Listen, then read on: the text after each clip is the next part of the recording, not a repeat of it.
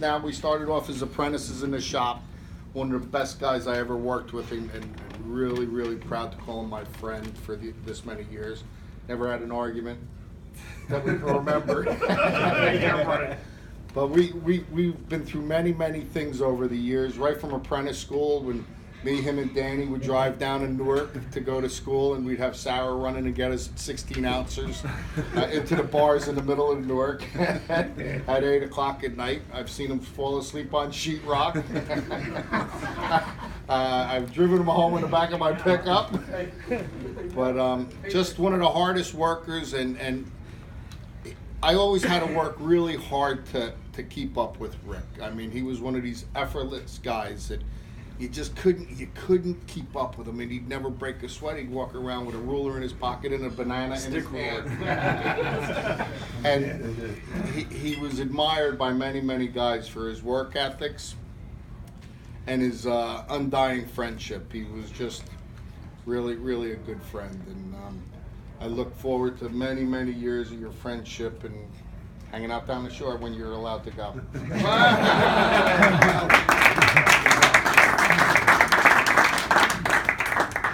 I got something. Yeah. I started with Rick. I was probably maybe 3 years into my apprenticeship, and I was sent to finish Bergen Pines Hospital. And Ricky was with me at the very end of that job, probably for, I don't know, a couple of months or whatever. And there was a lot to do in that job. And it was a big job. And they just threw me into it. My father and Bill Heck said, "Yeah, you got a kid. And I was half-ass clueless, to be honest with you. Some things never change. Yeah. Hey, and Rick kind of steered me in the right direction. If I was doing something I shouldn't have been doing, no, go this way, go that way, and do this, do that. And then working for Bill Heck for so many years, I got to follow Rick to this job, and then he went off to the next job. I finished it and did that for many jobs. And I said, I learned everything I needed to learn from Rick, and I owe everything that I have to Rick. He's a great guy, and he helped me out a lot in my career. So, good luck, buddy. All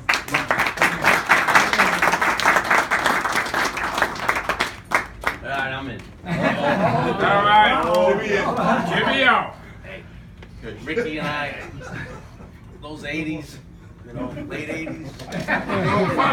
That's some good times, Rick. Now, this is going to hurt some of the Marines in here. I just want to let you know. Ricky had one of the greatest lines of all time. We always used to bust each other's chops. I'm from Kearney, from North Arlington. That was a big one. Or he was in the Navy.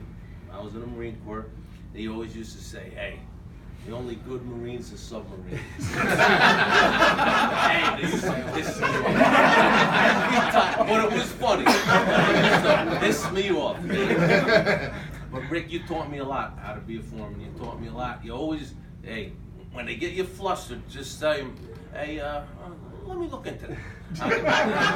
And that came in handy a lot. But Rick, you're a good man. Hey, we had a lot of fun together. Hey, I mean. Yeah, many years.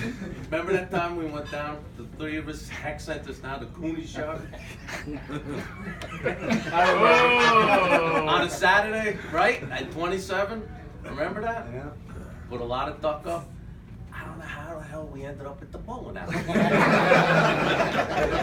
It's crazy, right? Hey, you remember. Hey! Rick, I tell you, I love you. You're a great guy, man. It was a pleasure working with you.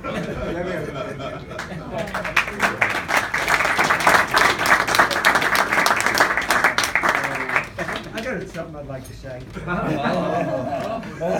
Well, Rick and I, we knew each other before Bondland. My family owned a tavern in Clifton.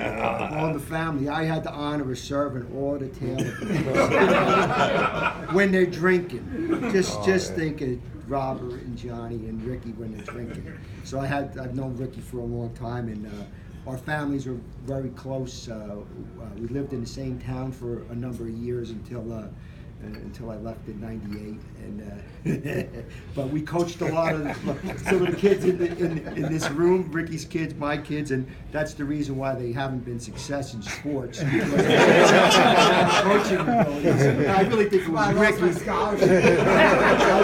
it was Poor Rick. coaching. Yeah. But we've been friends for a lot of years. We did some lump work building decks together, so we have a lot of years, and you won't find anybody better than Rick.